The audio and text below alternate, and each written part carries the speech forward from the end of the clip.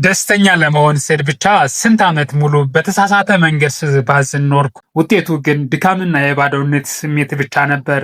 ነገር ግን ሙሉ ሕይወቴን በአንድ ቀን የቀየረ አንድ አስገራሚ ባለ 5 ደረጃ ሚስጥር አገኘው።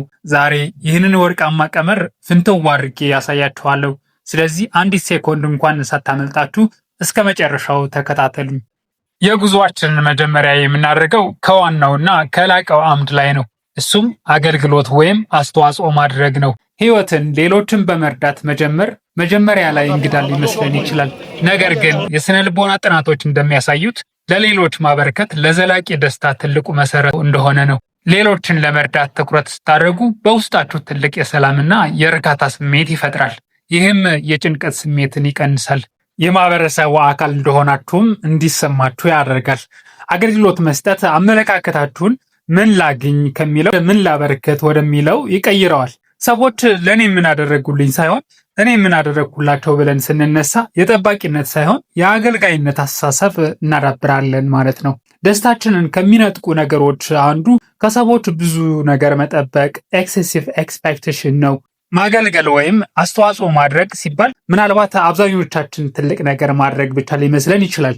ነገር ግን ትንንሽ ነገሮች ለምሳሌ ያህል አቅጣጫ ማሳየት፣ ያወቅነውን ነገር ለሰዎች ማካፈል ወይም ጊዜ ሰጥቶ ማድመጥ ወዘተ ሊሆን ይችላል። ዋናው ነገር ምንም ሳንጠብቅ በነፃና በፈገግታ ምን እናድርግ የሚለው ነው። እማሆይ ትሬዛ እንደሚሉት መልካምነት ትንንሽ ነገሮች በታላቅ ፍቅር ማድረግ ነው ይላሉ። ሁለተኛ፣ በዓላማ መኖር።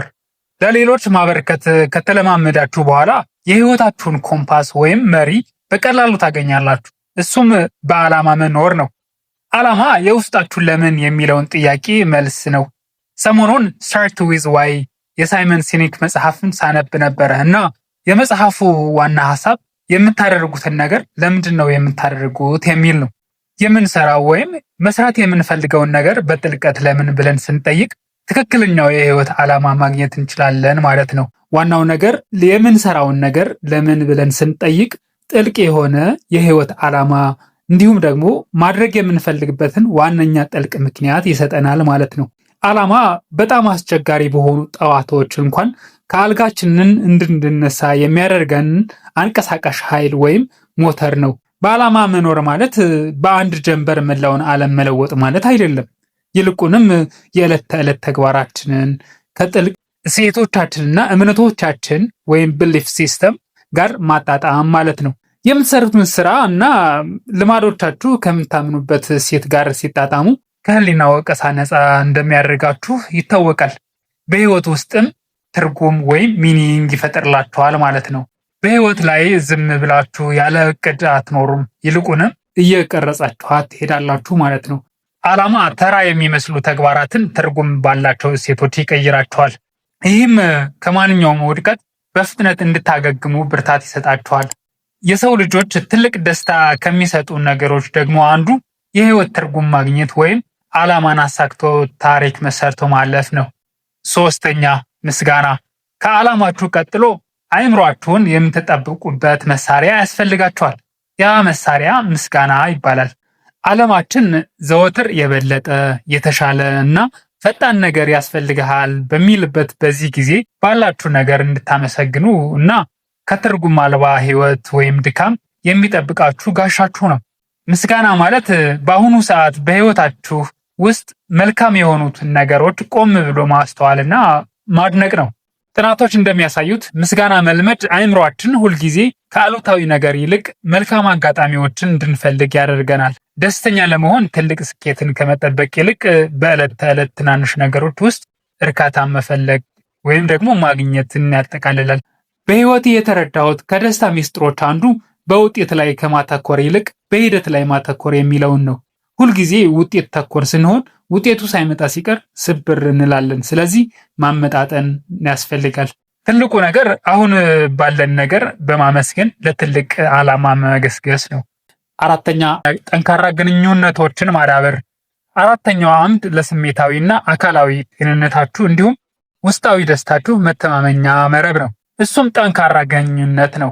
ጥልቅ ትስስርና ፍቅር የተሞላበት ግንኙነቶች ለረጅም ዕድሜና ለደስተኛ ህይወት ትልቁ መተንበያ ናቸው። ይህ በማህበራዊ ትስስር ላይ ስላላችሁ ተከታይ ብዛት አይደለም፣ ስለ ውስጠኛው ቅርቡና ክበብ ኢነር ሰርክል ጥራት እንጂ። እናንተን በትክክል የሚያውቁ በከፍታና በዝቅታ የህይወት ውጣ ውረድ አብረዋችሁ ሆነው አይዞሽ ብለው ችግራችሁን እንደ ችግራቸው የሚያዩ የደስታችን ምንጭ የሆኑ ሰዎች የህይወት አጣፋጭ ቅመም ናቸው። ከሰዎች ባላችሁ ትስስር ላይ ጊዜ ፈሰስ ስታደርጉ ማንኛውንም ችግር መቋቋም የሚችል ጠንካራ የግንኙነት መሰረት ትገነባላችሁ። ደስታ ሲያጋሩት ይባዛል፣ ሀዘን ደግሞ ሲጋሩት ይቀንሳል ይባላል። አምስተኛውና የመጨረሻው ገንዘብ ነው። ገንዘብ ጋር በተያያዘ ብዙ መከራከሪያ ነጥቦች አሉ። እሱም ገንዘብ የደስታ ምንጭ ነው ወይስ አይደለም የሚለው ነው። እኔ በበኩሌ ገንዘብ ጋር በተያያዘ ከማንም ጋር መከራከር አልፈልግም። በትክክል የማውቀው ነገር ቢኖር ገንዘብ በጣም አስፈላጊ ነገር እንደሆነ ነው። የምፈልገው ነገር ለማድረግ ገንዘብ ካስፈለገኝና በገንዘብ አማካኝነት መግዛት ከቻልኩ ለኔ ደስታ እሱ ነው። በፖለቲካው ዓለም እንኳን ጥሩ የመሳሪያ ክምችት ያለው ሀገር የበላይነት የመቀዳጀት እድል አለው። ገንዘብም እንዲሁ ነው። ገንዘብ መሳሪያ ነው። ደህንነት ይገዛል፣ የዕለት ተዕለት የኑሮው ጭንቀት ይቀንሳል፣ እንዲሁም አዳዲስ እድሎች ይፈጥራል። ገንዘብ ብቸኛው የደስታ ምንጭ ባይሆንም መሰረታዊ ፍላጎቶቻችሁና ምኞቶቻችሁ እንዳይጓደል ከማድረግ አኳያ ትልቅ ጠቀሜታ አለው። በእርግጥ እስከሆነ መጠን ድረስ ነው ገንዘብ ደስታ ሊሰጥ የሚችለው ይላሉ ሀብታሞች።